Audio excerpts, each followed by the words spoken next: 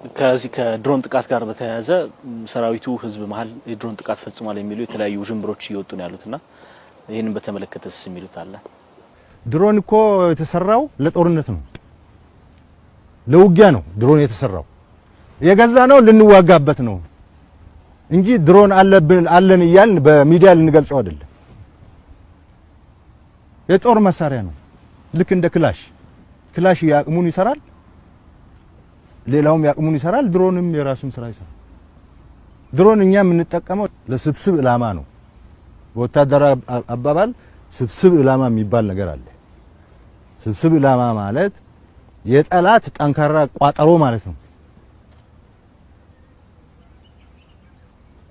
የጽንፈኛው ስብስብ ስናገኝ እንመታለን በድሮን። ገጥሟል እኮ እኔ መሳሪያ ሊመርጥለት ነው